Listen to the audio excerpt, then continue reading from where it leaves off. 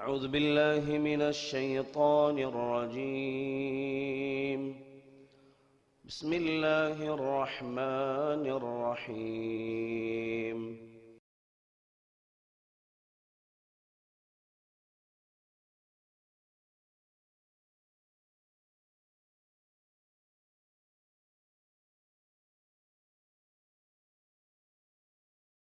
السلام عليكم ورحمة الله وبركاته. الحمد لله والصلاة والسلام على رسول الله وعلى آله وأصحابه أجمعين، أما بعد، فأعوذ بالله من الشيطان الرجيم. بسم الله الرحمن الرحيم. يا أيها الذين آمنوا اتقوا الله حق تقاته ولا تموتن إلا وأنتم مسلمون. رب اشرح لي صدري ويسر لي أمري واحلل عقدة من لساني يفقه قولي. அல்லாஹுடைய பெருங்கருபையால் இமாம் இப்னுல் ஹஜர் அல் அஸ்கலானி ரஹிமஹுல்லா அவர்களுடைய கிரந்தமாகிய புலூகுல் மராம் என்கிற இந்த கிரந்தத்தில் தஹாரா தூய்மை என்கிற அத்தியாயத்தில்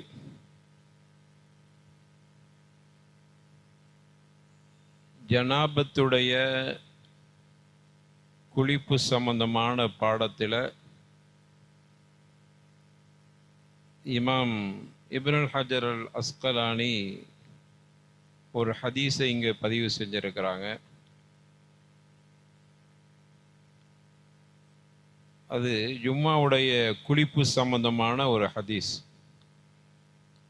وعن أبي سعيد الخدري رضي الله عنه أن رسول الله صلى الله عليه وسلم قال: غسل يوم الجمعة واجب على كل محتلم. ஜும்மாவுடைய குளிப்பு வயதிற்கு வந்த ஒவ்வொரு ஆண்களின் மீதும், அதே போன்று வயதிற்கு வந்த ஒவ்வொரு பெண்களின் மீதும் கடமையாக இருக்கிறது. ஜும்மாவுடைய குளிப்பு கடமை, வாஜிப் அப்படின்னு இந்த ஹதீஸில் பார்க்கிறோம். இதை வைத்து அறிஞர்கள் முடிவெடுக்கிற பொழுது, ஜும்மாவுக்கு செல்லக்கூடிய ஒவ்வொரு ஆணாக இருந்தாலும் பெண்ணாக இருந்தாலும் குளிப்பது கடமை, என்ன வாஜிப்னு வந்திருக்குது. ஆனால் ஜும்மா பெண்களுக்கு கடமை இல்லை. பெண்களை பொறுத்து ஆண்களுக்கு கடமை, பெண்களுக்கு கடமை இல்லை. அதற்கான ஏற்பாடுகள் செய்யப்பட்டால் பெண்கள் தொழுதுகளாம். ரசூலுல்லாஹ் காலத்தில் பெண்கள் ஜும்மாவுடைய தொழுகைக்கு வருகை தந்திருக்கிறார்கள், தொழுதிருக்கிறார்கள் என்று பார்க்கிறோம். ஆனால் ஆண்களுக்கு மட்டும்தான் கடமை. தொழுதால் அவர்களுக்கு நன்மை கிடைக்கும். 2 ரக்காத் லொஹரு தொழ தேவையில்லை பெண்களை பொறுத்தவரையில். ஆனால் ஆண்களுக்கு வாஜிப் ஜும்மா. அப்படியானால் பெண்களை பொறுத்தவரையில் இந்த ஹதீஸை வச்சு ஒரு சட்டம் எடுக்கிறார்கள். ஒரு பெண் ஜும்மாவுக்கு வரக்கூடிய ஒரு பெண்ணாக இருந்தால் கண்டிப்பாக குளிச்சுட்டு வரணும், வாஜிப். ஏன்னா ஜும்மாவுடைய குளிப்பு குஸ்லு யௌமில் ஜும்ஆ வாஜிப், ஜும்மாவுடைய குளிப்பு வாஜிப்னு வந்திருக்கிறதுனால பெண்களுக்கு ஜும்ஆ கடமை இல்லாவிட்டாலும் ஜும்மாவுக்கு வருகை தருகிற ஒவ்வொருவர்கள் மீதும் கடமை. ஒரு பிரயாணிக்கு ஜும்மா கடமை இல்லை. திட்டமிட்டு வெள்ளிக்கிழமை பிரயாணம் பண்ணக்கூடாது. ஆனால் அவருடைய பிரயாணம் வெள்ளிக்கிழமையில் அமைந்து விட்டால் ஜும்மா கடமை இல்லை. ஜும்மாவுடைய நேரத்தில் ஒரு ஊரை அடைந்து விட்டால், அந்த ஊரில் இறங்கிட்டாரு அப்படின்னா அவர் மீது ஜும்மா கடமை. பிரயாணத்தில் இருக்கிற பொழுது ஜும்மா கடமை இல்லை. அவர் பிரயாணத்தை தொடரலாம். ஆனால் முடிந்த அளவுக்கு ஜும்மாவுடைய நாளையில் பிரயாணத்தை வைத்துக்கிற கூடாது. அதனால தான் ஜும்மாவுடைய நாளில் கஸ்ர் செய்வதை, அந்த வெள்ளிக்கிழமை ஜும்மா முடிச்சுட்டு அசரை கஸ்ரு செய்வதை நிறைய அறிஞர்கள் ஆதாரம் இல்லைங்கிறாங்க. கஸ்ரு செய்ய முடியாது. அசருடைய தொழுகையை ஜும்மா தொழுதுட்டு, அசருடைய தொழுகை நம்ம பயணத்தில் இருந்தால் 2 ரக்காத்தை தொழுகிறோம்ல, லொஹரை தொழுதுட்டு அசரை சேர்த்து தொழுதல். ஏன்னா ஹதீஸ்ல எப்படி வருது, அசரையும் லொஹரையும் சேர்த்து முற்படுத்தி சுருக்கி தொழலாம். அசரையும் லொஹரையும் அசரையும் சேர்த்து சுருக்கி பிற்படுத்தி தொழுகலாம். 2 ரக்காத்தா முற்படுத்தி தொழலாம், பிற்படுத்தி தொழலாம்.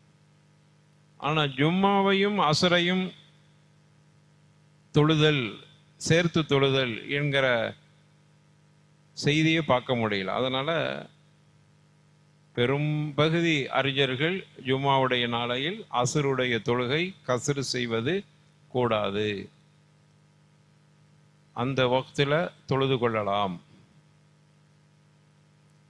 அதுக்கு என்ன காரணம், ரசூலுல்லாஹ் வெள்ளிக்கிழமை பயணம் செஞ்சதாக நம்ம பார்க்க முடியவில்லை.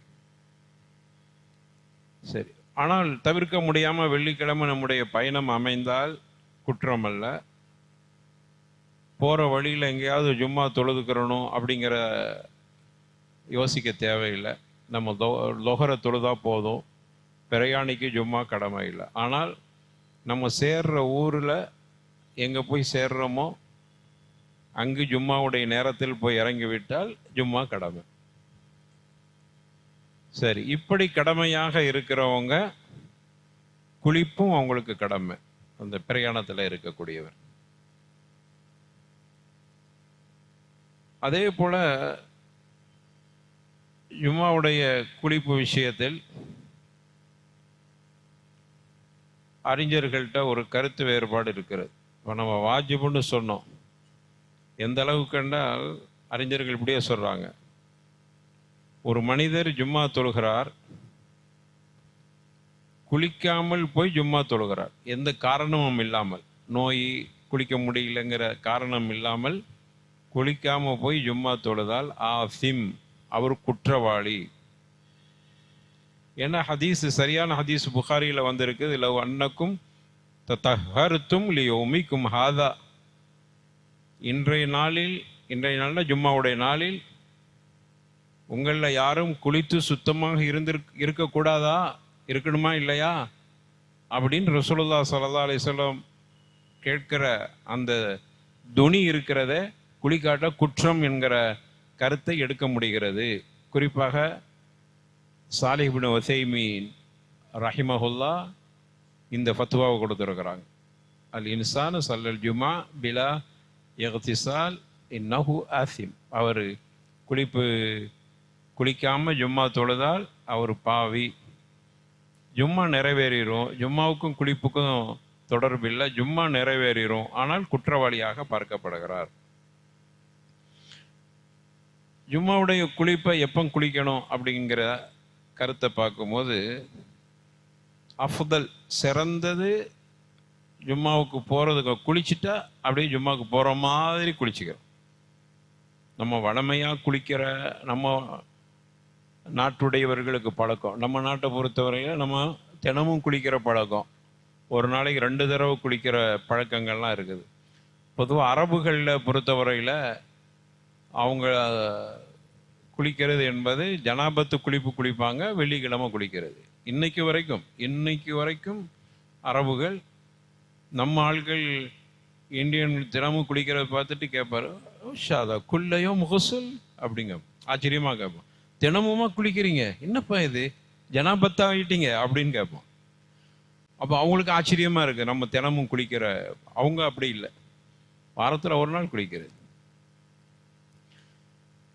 ரசூலுல்லாஹ் காலத்தில், அந்த காலத்தில் அவர்களுக்கு தண்ணி பஞ்சம் வேற இருந்துச்சு. அதனால வெள்ளிக்கிழமை குளித்தல் என்பதை கடமை என்று சொல்ற அளவுக்கு, குளிக்காம வந்துடக்கூடாதுங்கிற அளவுக்கு ரசூலுல்லாஹ் ஸல்லல்லாஹு அலைஹி வஸல்லம். அப்போ ஜும்மாவுக்கு போகிறதுக்கு கொஞ்சம் முன்னாடி குளிச்சுட்டு போகிறது, இது சிறந்தது. அல்லாஹ்வுடைய தூதர் ஸல்லல்லாஹு அலைஹி வஸல்லம் சொன்னாங்க, சல்மானுல் ஃபாரிசி ரலியல்லாஹு அன்ஹு அறிவிக்கக்கூடிய செய்தி, ஜும்மாவுடைய நாளையிலே குளித்து தூய்மையாகி எத்தஹினு தலைக்கு எண்ணெய் தேய்ச்சி மஸ்ஸு மின் துயிப் அவர் வீட்டில் இருக்கிற அத்தரை தேய்ச்சி நறுமணத்தை பூசிக்கொண்டு பிறகு பள்ளிக்கு புறப்பட்டு 2 மனிதர்களை பிரிக்காமல் அவர் தொழுகையில் கலந்து பள்ளிவாசலில் போய் அமர்ந்து வாய் பொத்தி மௌனமாக ஹுத்பாவை கேட்கக்கூடிய மனிதராக இருந்தால் அவருடைய பாவத்தை அல்லாஹ் ஒரு ஜும்மாவிலிருந்து அடுத்த ஜும்மாவுக்கு இடைப்பட்ட சிறு பாவங்களை அல்லாஹ் மன்னிக்கிறான். அந்த ஹதீஸில் சிறு பாவம் மன்னிக்கப்படுவதற்கு சொன்ன காரணங்களில் ஒன்று, வெள்ளிக்கிழமை ஒரு மனிதர் குளித்து தூய்மையாகி எண்ணெய் தேய்ச்சி நறுமணம் பூசி பள்ளிக்கு புறப்பட்டு 2 நபர்களை பிரிக்காமல் வந்து அந்த இடத்துல உட்கார்ந்துடும். இந்த பாக அப்படி தாண்டி வர்றது இருக்கு பாருங்க, உங்களுக்கு இந்த பாவம் மன்னிக்கிறது. இதில் சொல்லப்பட்ட அம்சங்களில் எதை நம்ம செஞ்சிட்டாலும், எதையாவது செய்யாமல் விட்டுட்டாலோ, அல்லாஹ்வுடைய தூதர் சொன்ன ஒரு ஜும்மாவுக்கு இன்னொரு ஜும்மாவுக்கு மத்தியில் இடைப்பட்ட காலத்தில் நீங்கள் செய்த குற்றம் சிறு பாவங்கள் மன்னிக்கப்படும் சொல்லியிருக்கிறாங்களே, அந்த நன்மை கிடைக்காம போயிடும். ஏதோ ஒன்றா விட்டா. அப்போ அதில் குளிக்கிறது, எண்ணெய் தேய்க்கிறது, நறுமணம் பூசுறது, நல்லாடை உடுத்துறது, வந்து எங்கிற நமக்கு இடம் இருக்கு அங்கே உட்காந்துடும். இப்படியே தாண்டி முன்னாடி போய் முன் சஃபுகை நம்ம பிடிச்சிக்கிறோங்கிறதுக்காக வேண்டி, அந்த நன்மைக்காக வேண்டி எவ்வளோ பெரிய நன்மை இழந்துடுறோம். 2 பேரை பிரித்து பிடரியை தாண்டி வருகிற பொழுது என்ன நடக்குது என்றால், இந்த சிறுபாவம் இடைப்பட்ட காலத்தில் உண்டான சிறுபாவம் மன்னிக்கப்படுகிறது, அதற்கு குறைபாடு வந்துடுது. அதனால அதை நம்ம செஞ்சிடக்கூடாது. அதே போல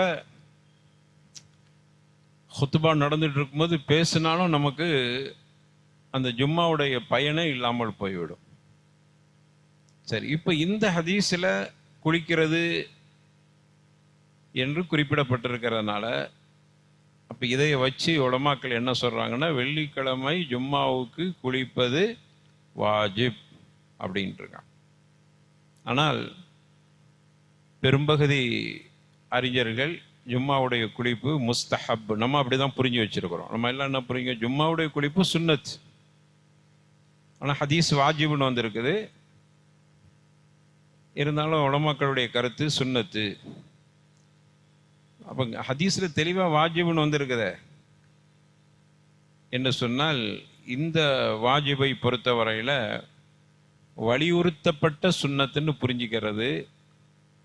வாஜிபுண்டா என்ன ஆயிருந்தா, கடமை செய்யாட்ட குற்றம்னு ஆயிரும். சுன்னத்துண்டா செய்யாட்ட குற்றம் இல்லை, செஞ்சால் நன்மை கிடக்கும். அதான் வித்தியாசம் சுன்னத்துக்கும் வாஜிபுக்கும் மத்தியில். அப்போ வாஜிபுன்னு வந்துட்டா கண்டிப்பாக செய்யணுமே, குளிக்கணுமே. அப்போ சுன்னத்துன்னு சில அறிஞர்கள் சொல்கிறாங்க. அதுக்கு என்ன காரணம்? ஹதீஸு தெளிவாக இருக்கும்போது ஏன் சுன்னத்துன்னு எப்படி சொல்லலாம் அப்படின்னா, இன்னொரு ஹதீஸ் வருகிறது. அதையும் புலூகுல் மராமில் இமாம் அஸ்கலானி ரஹிமஹுல்லாஹ் பதிவு செஞ்சுருக்காங்க. அதுக்கு அடுத்த ஹதீஸாக, வான் சம்ரா இப்ன் ஜுந்தப் ரலியல்லாஹு அன்ஹு قال قال رسول الله صلى الله عليه وسلم من توضأ يوم الجمعة فبها ونعمت ومن اغتسل فالغسل أفضل. திருமிதியில் இந்த செய்தி பதிவு செய்யப்பட்டிருக்கிறது. ஒரு மனிதர் வெள்ளிக்கிழமை குளித்தால் நல்லது, அவர் குளிக்காம ஒது செய்து விட்டால், குளித்தால் ஒது செய்தால் நல்லது, குளிக்காம ஒது மட்டும் செஞ்சிருக்கிறார், அது நல்லது. ஒரு மனிதர் குளித்தால் ஃபல் குஸ்ல் அஃதல், மிக நல்லது அப்படின்னு ஹதீஸ். அப்போ ஒருவர் குளிக்காம ஒது மட்டும் செஞ்சுக்கிட்டாரு, நல்லது, நன்மை செஞ்சிருக்கிறார். அவர் குளிச்சிருக்கிறாருன்னா மிக நல்லது. வாஜிபுன்னா இப்படி சொல்ல மாட்டாங்களா? அப்போ ரசூலுல்லாஹ் இப்படி சொல்லியிருக்கிறாங்க. மேலே உள்ளதில் வாஜிபுன்னு வந்திருக்குது, இந்த ஹதீஸில் குளித்தால் மிக நல்லது. அதனால தான் அறிஞர்கிட்ட கருத்து வேறுபாடு. ஏன் கருத்து வேறுபாடு? 2 ஹதீஸ் வந்து இருக்குது, ஒன்று அப்படி வருது, ஒன்று இப்படி வருது. ஒரு சில அறிஞர்கள் வாஜிபுன்னு எடுக்கிறாங்க, ஒரு சில அறிஞர்கள் அதை முஸ்தஹப், விரும்ப தகுந்தது, சுன்னத்து அப்படின்னு எடுத்துக்கிறாங்க. ஆனால் இப்னு தைமியா ரஹிமஹுல்லா இந்த 2 ஹதீஸையும் ஆய்வு செஞ்சுட்டு ஒரு முடிவுக்கு வர்றாங்க. அவங்க என்ன, 2 ஹதீஸையும் விட்டுறக்கூடாது. சுன்னத்துன்னா வாஜிபுங்கிற ஹதீஸை விட்ட மாதிரி ஆயிரும், வாஜிபுன்னா சுன்னத்துங்கிற ஹதீஸை விட்ட மாதிரி ஆயிரும். அப்போ தலை சிறந்த அறிஞர்கள் 2 ஹதீஸு சரியா இருந்துச்சுன்னா ஒரு ஹதீஸை விட்டுட்டு ஒரு ஹதீஸை எடுக்கணும் அப்படின்னு வரமாட்டாங்க. 2யுமே சேர்த்து செய்யறதுக்கு என்ன வழி இருக்குதுன்னு பார்த்து அப்படி ஒரு ஆய்வு செஞ்சு அந்த ஆய்வினுடைய விளக்கத்தை இப்னு தைமியா ரஹிமஹுல்லா இப்படி சொல்றாங்க. எப்படி? ஜும்மாவுடைய குளிப்பு சுன்னத்துன்னா சுன்னத்து தான், இந்த ஹதீஸை வச்சு சுன்னத்து. 2வது ஹதீஸை வச்சு ஒது செய்தால் நல்லது, குளித்து கொண்டால் மிக நல்லது என்கிற ஹதீஸை வச்சு சுன்னத்து. ஆனால் வாஜிபு தான், அந்த ஹதீஸை வச்சு வாஜிபு. இந்த 2க்கு வித்தியாசம் என்னன்னா, ஒரு மனிதர் குளிக்காமலே அவருடைய உடம்பு தூய்மையாக இருக்குது அப்படின்னு சொன்னால் வெள்ளிக்கிழமை அவர் குளிக்கிறது முஸ்தஹப் அப்படின்னு புரிஞ்சுக்கிறது. ஒரு மனிதர் குளிக்காம இருந்தால் துர்வாடை வர்ற மாதிரி இருக்குது அப்படின்னா ஜும்மாவுடைய நாளில் குளிப்பது வாஜிப், அந்த ஹதீஸ் எடுத்துக்க. அதுக்கு பின்னணியை சொல்றாங்க இப்னு தைமியா ரஹ்மத்துல்லாஹி அலைஹி. ரசூலுல்லாஹ் காலத்தில் ஜும்மாவுக்கு கிராமப்புறத்தில் இருந்தெல்லாம் வருவாங்க, விவசாய பகுதிகளில் இருந்தெல்லாம் வருவாங்க. அதுலேயும் கூட மதீனாவோட மேட்டுப்பகுதி, தாழ்ந்த பகுதி என்கிற பகுதி இருந்தது, உயர்ந்த மண் மேடுகள் இருக்கக்கூடிய பகுதி. அங்கிருந்து சில கிராமப்புற அரபுகள் வருவாங்க, அவர்கள் குளிக்காமலே வந்து விடுவார். அவர்கள்ட்ட துர்வாடை அவருடைய மேனியில வீசும். அதை பார்த்து தான் ரசூலுல்லாஹி ஸல்லல்லாஹு அலைஹி வஸல்லம் இந்த துர்வாடையால் தொழுகையாளிகளுக்கும் மலக்குகளுக்கும் நீங்கள் நோவினை கொடுக்கிறீர்கள், எனவே ஜும்மாவுடைய நாளில் குளிப்பது வாஜிப் அப்படின்னு ரசூலுல்லாஹி ஸல்லல்லாஹு அலைஹி வஸல்லம் சொல்லினாங்க. அதனுடைய பின்னணி அதுதான். இப்போ நமக்கு புரிஞ்சிச்சு, 2 ஹதீஸும் முரண் இல்லை, ஒன்றுக்கு ஒன்று முரண் மாதிரி தெரிந்தாலும் வாஜிபு என்றால் உள்ளபடியாக உடல்லாம் ரொம்ப அழுக்காகவும் ஒரு மாதிரி துர்வாடை வர்ற மாதிரி அப்படி இருக்குதுன்னா குளிக்கிறது வாஜிப் வெள்ளிக்கிழமை. இல்லை நல்லா தான் இருக்குது அப்படின்னா குளிக்கிறது சுன்னத். 2க்குமே ஹதீஸ் ஆதாரம் இருக்கிறது. அப்போ இந்த ஹதீஸை இப்படி புரிந்து கொள்ள வேண்டும் என்று இப்னு தைமியா ரஹிமஹுல்லா இப்படியான ஒரு விளக்கத்தை கொடுத்திருக்கிறாங்க. இதுவே சிறந்த விளக்கமாக எடுத்துக்கொள்ள. அப்போ தண்ணி பிரச்சனை இருக்கக்கூடிய பகுதிகள் அல்லது தண்ணியை பயன்படுத்தினா பிரச்சனைக்குள்ள பகுதிகளான இடங்களில் நம்ம இருந்தோம் என்றால், நம்முடைய உடலில் துர்வாடை இல்லை அப்படின்னு இருக்கும்போது ஜும்மாவுடைய நாளையில் குளி. இப்போ நம்மளை பொறுத்தவரையில் தினமும் குளிக்கிற பழக்கமுடையவர்னால இது பெரிய விஷயமே இல்லை.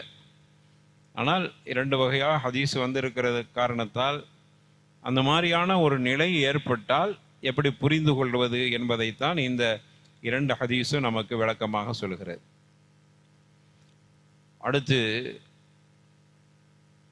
அன் அலி ரலியல்லாஹு அன்ஹு قال கான நபியு ஸல்லல்லாஹு அலைஹி வஸல்லம் யுக்ரிஉனல் குர்ஆன மா லம் யகுன் ஜுனுபா.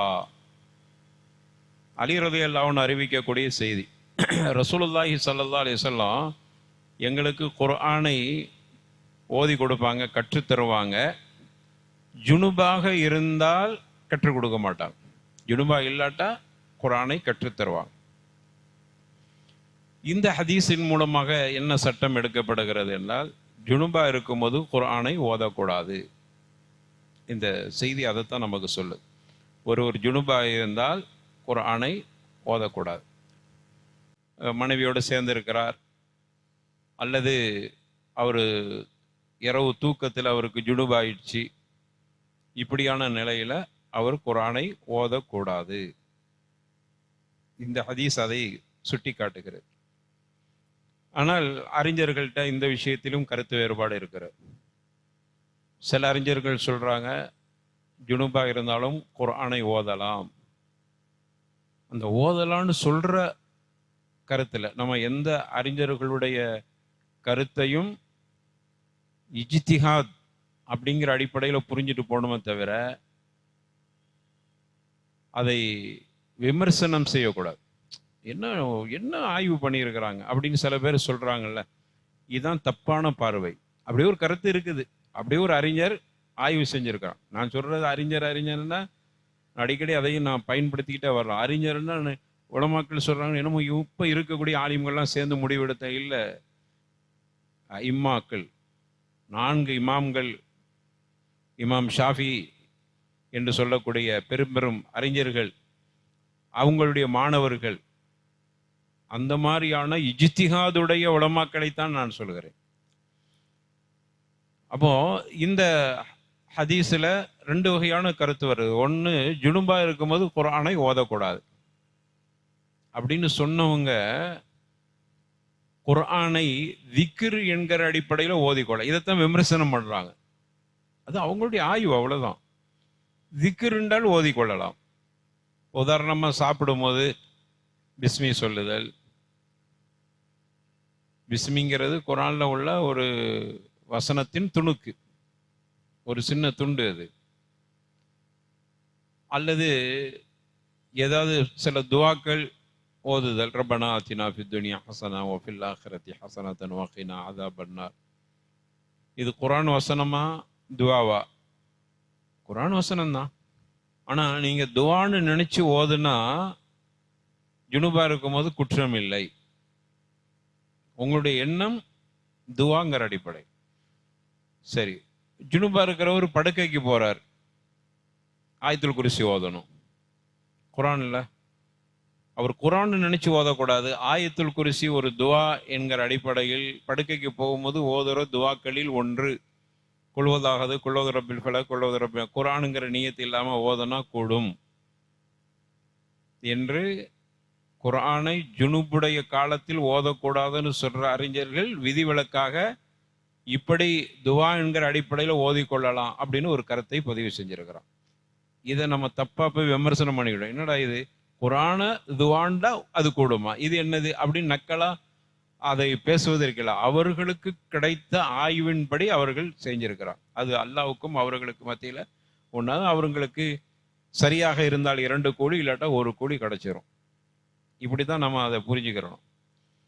சரி, அப்போ இன்னொரு சில அறிஞர்கள் என்ன சொல்றாங்கன்னா, ஜுனுபா இருக்கும்போது குர்ஆனை ஓதலாம், குர்ஆனை ஓதுறதுல தப்பே இல்லை, குர்ஆன் நினைச்சுக்கிட்டே குர்ஆனை ஓதலாம்.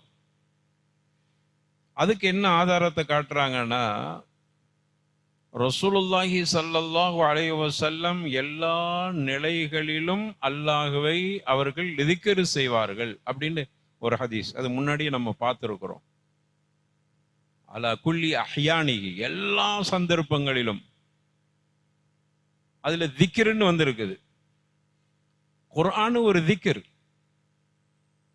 இன்னா நஹ்னு நஸல்ன திக்ரா அப்படிங்கறான்ல, திக்ரான குர்ஆன். ரசூலுல்லாஹ் எல்லா சந்தர்ப்பங்களிலும் அல்லாஹ்வை திக்ர் செய்திருக்கிறார்கள்.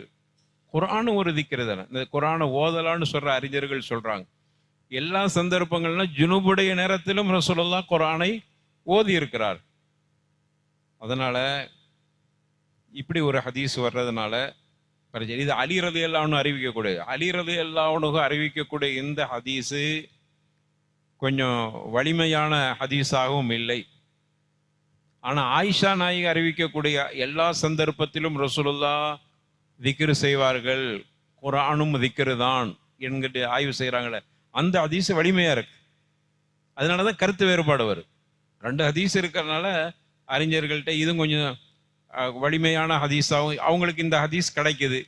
அலி ரலியல்லாஹு அன்ஹுடைய ஹதீஸ் கிடைக்கும் போது ஜுனுபா இருக்கும்போது குர்ஆனை ஓதக்கூடாதுன்னு முடிவுக்கு வர்றாங்க.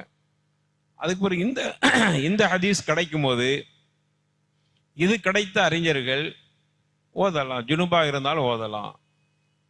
அப்போ அறிஞர்களுடைய கருத்துல இஹ்திலாஃப் வருவதற்கு இதுவே காரணமாக இருக்குது. அடுத்தது குர்ஆனை பொறுத்தவரையில பொதுவா ஜுனுபாக இருக்கும்போது ரசூலுல்லாஹி ஸல்லல்லாஹு அலைஹி வஸல்லம் ஜுனுபா இருக்கிறத காலம் தாழ்த்திலாம் குளிக்காம இருந்தது இல்லை. யார் சொல்றா? குர்ஆனை ஜுனுபா இருக்கும்போது ஓதக்கூடாதுன்னு சொல்ற அறிஞர்கள் சொல்றாங்க. என்னப்பா குர்ஆனை ஓதுறதுக்கு தடை செய்றீங்கன்னு சில பேர் கேட்டீங்கன்னா, ஜுனுபு என்பது தற்காலிக தடை தான். மிஞ்சி போனா ஜுனுபாய் கொஞ்ச நேரத்துல குளிச்சிட போறார். அப்ப இது ஒரு சாத்தியமான ஒரு நிலை தான். தூய்மை ஆயிடுவார், அடுத்தாப்புல தூய்மை ஆயிர போறார். அப்படி இருக்கும்போது அதுல பெரிய பாதிப்பு வராது. குர்ஆனை ஓதாம இருக்கிறது அப்படிங்கிற பெருசா பாதிப்பு வராது. ஏன்னா ஜுனுபாயிட்டு அடுத்தது குளிச்சிட போறார். ஒரு கால் இரவுல ஜுனுபாயிட்டா சுபுவுக்கு முன்னாடி குளிச்சிட போறாரு. குளிக்க முடியாட்டா அதுக்கு உண்டான நிறைய சட்டங்கள் தயமும் இருக்குது, ஏதோ பண்ணி தூய்மை ஆயிர போறார். அப்ப பெரிய தடை விதித்தால் குர்ஆனே ஓத முடியாம போகணுங்கிற பிரச்சனைலாம் இல்லதானே. இவர் தூய்மை இல்லாம இருக்கும்போது அது குர்ஆன் தூய்மையான ஒரு இறை கலாமுல்லாவை எப்படி ஓதலாம் அப்படின்ட்டு இப்படிலாம் ஆய்வு செய்யறாங்க. இந்த அடிப்படையில் தான் அவங்களுடைய ஆய்வு. ஆனா குர்ஆனை ஜுனுபா இருக்கும்போது ஓதலான்னு சொல்றவங்க, ஒரு மனிதன் என்னைக்குமே நஜஸ் ஆக மாட்டான். ஒரு மூமின் லா யன்ஜுஸ், ரசூலுல்லாஹ் அப்படி சொல்லியிருக்காங்க. இந்த ஹதீஸ் எல்லாம் வச்சு ஆய்வு செய்யறான். ஒரு மூமின் அசுத்தம் அடைய மாட்டான், முடிஞ்சிருச்சு. அப்புறம் அவர் குர்ஆனை ஓதுறது என்ன தப்பு இருக்க முடியும்? அதுவும் அலி ரலியல்லாஹு அன்ஹு அறிவிக்கக்கூடியது பெரிய வலிமையான ஹதீஸாவும் இல்லையே. ஆயிஷா ரலியல்லாஹு அன்ஹா அறிவிக்கக்கூடிய ஹதீஸ் எல்லா சந்தர்ப்பத்தில் ரசூலுல்லாஹ் இறைவனை நினைத்திருக்கிறார்கள் என்கிற ஹதீஸ் ரொம்ப வலிமையா இருக்குதே. அதனால ஜுனுபா இருக்கும் போது குர்ஆனை ஓதிக்கொள்ளலாம். ஏன்னா இந்த ரெண்டையும் சொல்லி உங்களுக்கு சொல்றேன்னா தப்பான, நம்ம இது மாதிரிலாம் சொல்லாததுனால ஜுனுபா இருந்தா குர்ஆனை ஓதணுங்கிறானுவோ, ஓது இல்லாம குர்ஆனை தொடலாங்கிறானுங்க. இவனுக்கு குர்ஆனுக்கும் கண்ணியம் கொடுக்கறது இல்லை. சும்மாலாம் சொல்லி சட்டங்கள் அறிஞர்கள் இதெல்லாம் நம்ம சொன்ன முடிவு இல்லை.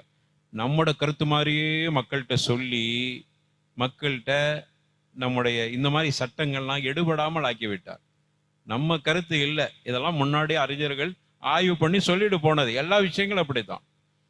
நம்முடைய செய்தி மாதிரியே அதை சொல்லி சொல்லி யாரும் இப்ப சொல்றாங்கன்னா, யாரும் அவர்கள் ஆய்வு பண்ணி சொன்னாங்கன்னா அதுக்கு வாய்ப்பே வைக்கல. அவ்வளோத்தையும் ஆய்வு பண்ணி சொல்லிட்டு போயிட்டாங்க. நம்ம படிக்கிறதுல தாமதமாயிருக்கலாம், மிக தாமதமாக நம்ம செய்திகளை படிச்சிருப்போம், அவ்வளவுதான். ஆனா ஏற்கனவே சொல்லப்பட்டிருக்கு. அதனாலதான் இந்த ஒப்பீடெல்லாம் நம்ம. அப்ப ரெண்டு வகையான கருத்துக்கள் இருக்கு. தைரியமாக ஜுனுபா இருக்கும்போது குர்ஆனை ஓதி கொள்ளலாம், அதற்கு தெளிவான ஆதாரங்கள் இருக்கிறது. சரி, அல்லாஹ் மிக அறிந்தவனா இருக்கான். அப்ப இன்னொரு கேள்வி வருது, ஹைதுடைய விஷயத்துல. ஹைதுடைய பெண், ஜுனுபு வேற, நல்லா புரிஞ்சுக்கிறோம். ஜுனுபுங்கிறது ஒரு ஆணோ பெண்ணோ அவருக்கு விந்து வெளிப்பட்டால் ஜுனுபாளி ஆயிட்டார், அல்லது மனைவியோடு உடலுறவு கொள்ளுகிற அந்த சந்தர்ப்பத்தில் அவர் ஜுனுபாகிறார். இதுதான் ஜுனுப். இதுக்கு பேர் ஜுனுப். ஹைதுங்கிறது பெண்களுக்கு ஏற்படுகிற மாதவிடாய். மாதவிடாய் காலத்துல குர்ஆன் ஓதுற விஷயமா அப்படின்னு பார்த்தா, பெரும்பகுதி அறிஞர்கள் மாதவிடாய் காலத்தில் சரி, குழந்தை பெற்றெடுத்து ஏற்படுகிற நிஃபாஸ்ம்பாங்க, அது அந்த காலத்திலும் சரி குர்ஆனை தாராளமாக ஓதலாம். ஏனென்று சொன்னால், லைஸ ஃபி சுன்னத்தி நஸ்ஸுன் ஸரீஹுன் ஸஹீஹுன் யம்னஉல் ஹாயித் மின் கிராஅத்தில் குர்ஆன். அறிஞர்களுடைய கருத்து அப்படியே படிச்சுட்டேன். இதான் என்ன சொல்றாங்க, குர்ஆனிலேயோ சுன்னாவுலையோ தெளிவான தடை எதுவுமே இல்லை. ஹைதுக்கார பெண்ணும் நிஃபாஸ்கார பெண்ணும் குழந்தை பெற்றெடுத்தால் ஏற்படுகிற அந்த தீட்டு, அதுக்கு தான் நிஃபாஸ். இந்த பெண்கள் குர்ஆன் ஓதுறதுக்கு தடை என்று ஒரு செய்தி கூட இல்லை, சரியான செய்திகள் எதுவும் இல்லை. குர்ஆன் ஜுனுபுள்ளவங்க ஓதலாமா ஓதக்கூடாங்கிற ஒரு ஹதீஸ் அலி ரலியல்லாஹு அன்ஹு சொல்றாங்க அப்படின்னு பார்த்தோம். இதுக்கு அப்படி ஒரு சான்று கூட இல்லை. அதனால ஹைலா இருக்கிற பெண்கள் தாராளமாக குர்ஆனை ஓதலாம். இன்னைக்கு நிறைய ஹாஃபிதாத்துகள் நிறைய இருக்கிறாங்க. அந்த ஹாஃபிதாத்துகளை பொறுத்தவரையில் பெண்கள்ல நிறைய ஹாஃபிதா இருக்கிறாங்க. ஒரு வாரத்துக்கு குர்ஆனை ஓதாம இருந்தா பாடம் இதாக பெறும். அப்போ நீங்க ஹைலாயிட்ட நம்ம ஓதாம இருக்கிறலாம் அப்படிங்கிற முடிவுக்கு வராதிங்க. தாராளமாக ஓதலாம், எந்தவித தடையும் அதற்கு இல்லை. அதே போல அடுத்த ஹதீஸில் பார்க்குறோம். அடுத்து வேற ஒரு ஹதீஸை இங்கே பதிவு செஞ்சுட்டு அடுத்தது இதே சம்பந்தப்பட்ட ஒரு ஹதீஸையும் கொண்டு வராங்க. அபு சயீத் அன் அபி சயீத் அல் குத்ரி ரலியல்லாஹு அன்ஹு قال قال رسول الله صلى الله عليه وسلم إذا أتى أحدكم أهله ثم أراد أن يعود فليتوضأ بينهما وضوءا رواه முஸ்லிம். அபு சயீத் அல் குத்ரி ரலியல்லாஹு அன்ஹு அறிவிக்கக்கூடிய செய்தி. உங்களில் யாராகிலும் உங்களுடைய மனைவி கிட்ட நீங்கள் சேர்ந்து விட்டால், சேர்ந்த பிறகு ஜுனுப் ஆயிட்டீங்க, மனைவியோட சேர்ந்துட்டா ஜுனுப், விந்து வந்தாலும் வராவிட்டாலும் அது அவர் ஜிமாவில் ஈடுபட்டுட்டாலே முடிஞ்சு போச்சு. அப்படி இருக்கிற பொழுது மீண்டும் தன்னுடைய மனைவியோடு சேர்வதற்கு விருப்பப்பட்டால் ஒது செய்து கொள்ள வேண்டும். அல்லாஹ்வுடைய தூதர் சொல். முதல்ல ஒரு தடவை மனைவியோடு சேர்ந்தார், ஜுனுபாயிட்டாரு. அதுக்கப்புறம் கொஞ்ச நேரம் கழித்து மீண்டும் மனைவியோடு சேரத்துக்கு விருப்பப்பட்டால் ஒது செய்து விட்டு சேருவது சுன்னத், ஒது செய்து கொள்ளுங்கள் அப்படின்னு ரசூலுல்லாஹி ஸல்லல்லாஹு அலைஹி வஸல்லம் சொல்றாங்க. ஹாக்கிம்ல கூடுதலா ஒரு செய்தி பதிவு செய்யப்பட்டிருக்கு. அந்த ஒது செய்தால் என்ன பயன் அதையும் ரசூலுல்லாஹ்வே சொல்றாங்க. ஃபஇன்னஹு அன்ஷாது லில் ஆவுதி அப்படின்னாங்க. மீண்டும் அவர் தன்னுடைய மனைவியோடு சேருவதற்கு வீரியமும் உற்சாகத்தையும் கொடுக்கிறது, நீ ஒது செஞ்சுட்டு போனா. அப்போ அப்படி ஒரு எண்ணம் இருக்கும்போது நீங்க ஒது செஞ்சுட்டு போயிட்டா இன்னும் ஒரு புத்துணர்ச்சி கிடைக்கும். அன்ஷாத்துன்னாங்க, மிக புத்துணர்ச்சி கிடைக்கிறது. ஒரு நல்ல ஒரு சந்தோஷமாகவும் புத்துணர்ச்சியோடும் உற்சாகத்தோடும் மீண்டும் நீங்கள் மனைவியோடு சேர்றதுக்கு ஒது செய்து கொள்வதால் ஏற்படுகிறது, ரசூலுல்லாஹ்வே சொல்றாங்க. அப்ப இந்த அடிப்படையில் ஒரு மனிதர் மனைவியோடு சேர்ந்துட்டு மீண்டும் சேர விரும்பினால் அவர் ஒது செய்து கொண்டால் போதுமானது, குளிக்கணும்னு தேவையில்லை. மொத்தமா சேர்த்து ஒரு நாளைக்கு 3 தடவையோ 4 தடவையோ அவருடைய வலிமையை பொறுத்தது, மனைவியுடைய வலிமையை பொறுத்தது, ஜிம்மாவில் ஈடுபட்டால் ஒவ்வொரு தடவையும் அவர் ஒது செய்தால் போதுமானது. எல்லா ஜுனுபுக்கும் சேர்த்து ஒரு குளிப்பு போதுமானது. ஆயிஷா ரலியல்லாஹு அன்ஹா அறிவிக்கக்கூடிய இன்னொரு செய்தி, ரசூலுல்லாஹி ஸல்லல்லாஹு அலைஹி வஸல்லம் கான ரசூலுல்லாஹி ஸல்லல்லாஹு அலைஹி வஸல்லம் யனாமு வஹுவ ஜுனுபுன் மின் கைரி ஐயமஸ்ஸ மா. ரசூலுல்லாஹி ஸல்லல்லாஹு அலைஹி வஸல்லம் ஜுனுப் ஆயிட்டாங்கன்னா அவர்கள் ஒது செய்யாமல் அவர்கள் தூங்குவது இல்லை. அப்படி ஒரு ஹதீஸ். இன்னொரு ஹதீஸ்ல ஒது செய்து விட்டு தூங்குவார், ஒது செய்யாமல் தூங்குவதில்லை, அல்லது ஒது செய்யாமலும் தூங்கியிருக்கிறாங்க, ஒது செய்துட்டும் தூங்கியிருக்கிறாங்க, ஒது செய்யாமலும் தூங்கியிருக்கிறாங்க. அது என்னன்னா நமக்கு ஜாயிஸ்ன்னு காட்டுறாங்க. ஒரு மனைவியோடு ஈடுபட்டு விட்டார், அவருக்கு மீண்டும் மனைவியோடு ஈடுபடுவதற்கு எண்ணம் இல்லை, ஆனால் அவர் ஒது செஞ்சுட்டு படுத்தால் அது சுன்னத். நபிகள் நாயகம் ஸல்லல்லாஹு அலைஹி வஸல்லம் அவங்கள்ட்ட கேட்கப்படுது. இப்னு உமர் கேட்குறாங்க, யா ரசூலல்லாஹ் எனாமு அஹதுனா ஒஹுவ ஜுனுபுன். இந்த இப்னு உமர் கொஞ்சம் சின்ன புள்ள, ஒரு சின்ன ரசூலுல்லாஹ் ஸல்லல்லாஹு உமர் கத்தாபுடைய மகனார். ரசூலுல்லாஹ் மேலே அவ்வளவு பாசம். ஆனால் சிறுவராக இருந்தார். ஆனால் ரசூலுல்லாஹ் எப்படி கேட்குறாரு, எனாமு அஹதுனா ஒஹுவ ஜுனுபுன். நம்மள ஒரு ஆள் ஜுனுபாக இருக்கிற நிலையில தூங்கலாமா அப்படின்னு கேட்குறார். அவர் தன்னை கேட்கறதுக்கு ரசூலுல்லாஹ்ட்ட அது ஒரு அதப், கேள்வியில கூட ஒரு அதப இதில் பாடம். ஒரு ஆசிரியர்கிட்ட ஒரு மாணவர் எப்படி கேள்வி கேட்கறது, அதபோடு கேட்கிறார். நம்மள யாராகிலும் ஜுனுபாக இருக்கிற நிலையில் தூங்கலாமா? அப்போ ரசூலுல்லாஹ் சொல்றாங்க, கால ரெண்டு பதில், ஒரே வார்த்தையில 2 பதில் சொல்லிடுறான். நாம் இதா தவல்லா அப்படின்றான். ஆமா, ஒது செய்து கொள்ளட்டும். அப்ப என்ன இதுல இருந்து என்ன தெரியுது? ஒது செய்தால் நல்லது, ஒது செய்யாம. அவருடைய கேள்வியில 2 வகையான பதில சொல்லிட்டான். நாம் இதா தவல்லா, நாம் என்றால் ஆமா தூங்கலாம், இதா தவல்லா ஒது செய்து கொள்ளட்டும். புகாரியில் அந்த செய்தி பதிவு செய்யப்பட்டிருக்கிறது. அதே போல நபிகள் நாயகம் ஸல்லல்லாஹு அலைஹி வஸல்லம் எதாகிலும் சாப்பிடுவதாக இருந்தால், குடிப்பதாக இருந்தால், தூங்குவதாக இருந்தால் ஒது செய்து கொள்வார்கள் ஜுனுபாயிட்டானா. அப்ப இந்த அடிப்படையில் ஜுனுபான ஒருவர் ஒது செய்யாமலும் தூங்கலாம். சிறந்தது ஒது செய்துவிட்டு தூங்கிக் கொள்ளுதல். அதே போன்று ஒரு மனிதர் ஏதாவது சாப்பிடுவதாக இருந்தாலும், ஜுனுபான பிறகு சாப்பிடுவதாக இருந்தாலும், அவர் ஒது செய்துவிட்டு சாப்பிடுவது அது சுன்னத். அது அல்லாம அவர் ஜுனுபோடு இதை சாப்பிட்டாலும் குற்றம் இல்லை. அதான் இந்த மேலே உள்ள ஹதீஸ் நமக்கு சொல்லுது. சரி, அடுத்து இந்த ஜுனுபா இருக்கும்போது நம்ம என்னென்ன விஷயங்கள் செய்யலாம், என்னென்ன விஷயங்கள் செய்யக்கூடாது அப்படிங்கிறத நம்ம ஏற்கனவே லேசாக பார்த்துருக்குறோம். மீண்டும்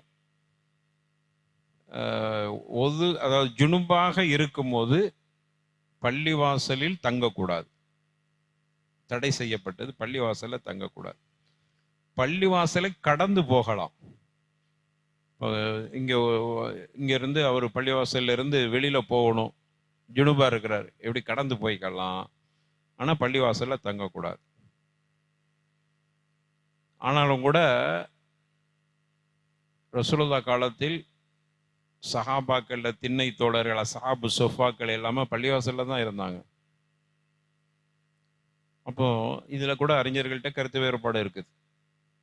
பள்ளிவாசல் குர்ஆன்ல அல்லாஹ் சொல்றான், இல்ல ஆபிரி சபீலுங்கிறான், பள்ளிவாசல கடந்து போனவங்களே தவிர. அப்படின்னா என்ன செஞ்சுக்கிறது அப்படின்னா, திண்ணை தோழர் அங்கே தானே தங்கினாங்க, ஜுனுபாக கூட இருந்தாங்களே, பள்ளிவாசல்ல தங்கிக்கிட்டாங்களே. அதே போல யாத்திகாஃப் உடைய நேரங்களில் ஜுனுபாகிட்டாங்கன்னா பள்ளிவாசல்ல தானே இருக்கிறாங்க. கொஞ்சம் அப்போ இந்த மாதிரியான சந்தர்ப்பங்களில் என்ன செஞ்சுக்கிறதுன்னா, ஒது செய்து கொள்ளுங்கள். ஜுனுபாயிட்டீங்கன்னா பள்ளிவாசலில் தங்குற மாதிரி இருந்தால் ஒது செய்து கொள்ளுங்கள். அது ஜுனுபனுடைய கடுமையை அது குறைக்கிறது. ஒதுங்கிறது ஹதசுல் குளிப்பு, ஹதசுல் ஜுனுபாயிட்ட ஹதசுல் அக்பர். இது ஹதசுல் அஸ்கர், சிறிய தொடக்கு, அது பெரிய தொடக்கு. அப்போ நீங்க ஒது செய்து கொள்ளுங்கள், ஒது செஞ்சுக்கிட்டு படுத்துக்கலாம். ஜுனுபா இருக்கும்போது பள்ளியில தங்கி கொள்ளலாம். இந்த திண்ணை தோழர்கள் பள்ளியில தங்கின செய்தியை வைத்துக்கொண்டு, ஆயத்தையும் வைத்துக்கொண்டு அறிஞர்கள் ஒரு முடிவுக்கு வர்றாங்க, ஒது செய்து விட்டு ஜுனுபோடு பள்ளியில் தங்கி கொள்ளலாம். அப்போ அதுல பெரிய சரிச்சை ஒன்றும் இல்லை. ஜுனுபா இருக்கும்போது தொழக்கூடாது, ஜுனுபா இருக்கும்போது தவாஃபு செய்யக்கூடாது. குர்ஆன் ஓதுகிறது, குர்ஆனை தொடுதல், குர்ஆனை சுமக்குதல் போன்றவைகள் எல்லாம் தடை இல்லை. அறிஞர்கள்ட்ட ஹிலாஃப் இருக்கிறது. சில அறிஞர்கள் ஜுனுபா இருக்கும்போது குர்ஆனை தொடக்கூடாதுங்கிற நிறைய சர்ச்சைக்குரிய விஷயங்கள் அதை நம்ம லேசாக ஏற்கனவே தொட்டு சொல்லியிருக்கிறோம். அப்போ நம்ம தெளிவாக புரிஞ்சுக்கிறோம், தெளிவான ஆதாரங்கள் இல்லை. ஜுனுபா இருக்கும்போது குரானை தொடலாம், குரானை ஓதலாம். பள்ளிவாசலில் தங்கணுங்கிற மாதிரி நிர்பந்தம் இருக்குமானால் ஜுனுபா இருக்கிறவங்க ஓதி செஞ்சுக்கிட்டு படுத்துக்கலாம். நிர்பந்தம் தான் அதுக்கு. பள்ளிவாசலில் இழத்திக்காக இருக்கிறார், குளிக்கிறது கொஞ்சம் தாமதமாகும், அல்லது அவருடைய உடம்பு ஒத்துக்கிறது கொஞ்சம் அல்லது கொஞ்சம் அவருக்கு அசௌகரிய குறைவாக இருக்குது, ஓதி செஞ்சுக்கிட்டு கொஞ்சம் ஓய்வு எடுத்துட்டு அதுக்கு பிறகு குளிச்சு கொள்ளலாம். அதனால் அது தப்பு இல்லை. சரி, இப்போ குளிப்புடைய எதெல்லாம் ஜுனுபு, எப்படி ஜுனுபாயிட்டா நமக்கு குளிப்பு கடமைங்கிறது தான் இவ்வளோ நேரம் பார்த்துக்கிட்டு வந்தோம். இப்போ எப்படி குளிக்கிறது அதையும் நமக்கு மார்க்கம் சொல்லி தந்திருக்கு. ஜுனுபாலியுடைய குளிப்பு எப்படி? சும்மா தண்ணியை திறந்துட்டு அப்படியே ஷவருக்கு முன்னாடி நின்றுட்டு குளிச்சுட்டு போகிறது இல்லை. ஜுனுபுக்குன்னு ஒரு குளிப்பு, அதுக்குன்னு ஒரு வரைமுறை இருக்குது. ரசூலுல்லாஹி ஸல்லல்லாஹு அலைஹி வஸல்லம் அதை நமக்கு செஞ்சு காட்டுறாங்க. 2 முறையில் குளிப்பு விஷயமாக ஹதீஸுகள் பதிவு செய்யப்பட்டிருக்கிறது. ஆயிஷா ரலியல்லாஹு அன்ஹா அறிவிக்கக்கூடிய செய்தி இமாம் புகாரி ரஹ்மத்துல்லாஹி அலைஹி தங்களுடைய கிரந்தத்தில் பதிவு செஞ்சுருக்கிறாங்க. இமாம் அஸ்கலானி ரஹிமஹுல்லா இந்த கிதாபில் அந்த ஹதீஸை எடுத்து பதிவு செஞ்சுருக்கிறாங்க. ஒரு மனிதர் ஜனாபத்துடைய குளிப்புக்கு போகிற பொழுது, நம்ம ஏற்கனவே நான் சொல்கிற மாதிரி நீங்கள் குளிச்சுட்டு இருந்தீங்கன்னா அல்ஹம்துலில்லாஹி ரப்பில் ஆலமீன். அப்படி இல்லைன்னா நம்ம இனிமே இதை கொஞ்சம் கவனத்தில் வைத்து கொள்ள வேண்டும். ஜனாபத்துடைய குளிப்புக்கு போகிறதுக்கு முன்னாடி 2 கைகளையும் மணிக்கட்டு வரைக்கும் கழுவி கொள்ளணும் முதல்ல. அதற்கு பிறகு இடது கையால் அவருடைய உறுப்புகளை கழுகி கொள்ளணும். அதில் உள்ள சில விந்து அப்படி ஏதாவது இருக்கலாம், அதனால் அதை சுத்தமாக இடது கையால் கழுகி கொள்ளுதல். முன் பின் துவாரங்களை நல்லா அழுத்தமாக கழுகி கொள்ளுதல். அதை கழுகிட்டு அதற்கு பிறகு ரசூலுல்லாஹ் என்ன செய்வாங்கன்னா மண்ணில் கையை தேய்ப்பாங்க. இடது கையால் தானே அந்த சுத்தம் பண்ணாங்க, மண்ணில் தேய்ப்பாங்க. மண் பெரிய ஒரு சுகாதாரத்துக்கு தூய்மைப்படுத்துறதுக்கு மண் பெரிய விஷயம். அது இன்றைக்கி ஆய்வு பண்ணி சொல்கிறாங்க. அப்போ ரசூலுல்லாஹ் அதை மண்ணில் தேய்ச்சிட்டு கையை கழுவிக்கிடுவாங்க. ஆனால் இப்போ நமக்கு மண்ணுங்கிறது பிரச்சனை இல்லை. இப்போ நம்மக்கிட்ட அதுக்கு வகையான சோப்புலாம் இருக்குது தான் செய்யுது. அப்போ கையில் சோப்பு போட்டு கழுவிக்கிறது. முதல்ல 2 கையை மணிக்கட்டு வரைக்கும் கழுகணும். அப்புறம் முன்பின் துவாரங்களை சுத்தப்படுத்தி கொள்ளுதல். நல்ல தண்ணியை ஊற்றி சும்மா நம்ம சிறுநீர் கழித்தா தூய்மைப்படுத்துவோமே அதே மாதிரி கழுகணும். நல்ல முழுமையாக கழுவி இடது கையை தான் பயன்படுத்தணும். அதற்கு பிறகு நம்முடைய இடது கையை சோப்பு போட்டு கழுவிக்கிறணும். கழுவிட்டு ஒது செய்து கொள்ளுதல். எப்படி தொழுகைக்கு ஒது செய்கிறோமோ அதே மாதிரி ஒது செய்து கொள்ளுதல். காலை மட்டும் கழுகக்கூடாது, காலை கழுகாமல் ஒது செய்து கொள்ளுதல். அதுக்கு பிறகு முடிகளில் நல்ல தண்ணி படுற மாதிரி ஒரு ஜொக்கு தண்ணி எடுத்து ஊற்றிக்கிறது. சில நேரங்களில் ரசூலுல்லாஹ் வலது தோள் புஜம் தண்ணீரை ஊற்றுவார்கள், அடுத்தது இடது தோள் புஜம் தண்ணீரை ஊற்றுவார்கள். அதுக்கு பிறகு தலையில் ஊற்றி, தலையில் நிறைய முடி வச்சுருந்தாங்க, கொஞ்ச காலம் நிறைய முடி வச்சுருந்தாங்க. அப்போ அந்த முடியெலாம் நனைகிற மாதிரி ரசூலுல்லாஹ் தண்ணியை ஊற்றி ஏன்னா அவங்களுக்கு குறைவான தண்ணியிலே குளிக்கணும். அப்போ தண்ணியை கோதி விட்டு முடிக்குள்ள எல்லா பகுதிகளும் தண்ணி போகிற மாதிரி பண்ணிக்கிடுவாங்க. அதற்கு பிறகு உடல் முழுக்க தண்ணீரை ஊற்றி குளித்து கொள்வார். அதற்கு பிறகு ஒதுங்கி நின்று காலை கழுகிட்டு ஒதி செய்ய மாட்டாங்க, அப்படியே தொழுதுருவாங்க. ஏனென்றால் குளிப்புக்கு முன்னாடி நம்ம ஒது செஞ்சிட்டோம், அதுக்கு பிறகு குளிச்சாச்சு, காலை மட்டும் கழுகாமல் இருந்தால் காலப்பு கடைசியாக கழுகிட்டோம். ஆனால் சில அறிஞர்கள் ரசூலுல்லாஹ் காலத்தில் அந்த இடத்துல குளிச்சுட்டு அசுத்தம் அந்த தண்ணியோடு நின்றதுனால காலை கடைசியாக கழுகுனாங்க. இப்போ நம்ம தரை பாத்ரூமில் நின்று குளிக்கிறோம், தரையில் நிற்கிறோம். இப்போ அது மாதிரி தேவையில்லை. ஒது தொழுகைக்கு உண்டான ஒது மாதிரி செய்து கொள்ளுங்கள்னா காலையும் நம்ம கழுகி கொள்ளலாம் அப்படின்ட்டு சில அறிஞர்களுடைய கருத்து. வல்லாஹு ஆலம். ஹதீஸில் இப்படி வருது, இப்படி ஒரு கருத்தும் இருக்கிறது. அப்போ முழுசாக காலை கழுகிட்டு குளிச்சுட்டு அப்புறம் நம்ம ஒது செய்ய தேவையில்லை. ஆனால் ஒன்று, குளிக்கும் போது ஒது போயிடுச்சுன்னா ஒது செஞ்சாகணும், அது வேற சட்டம்.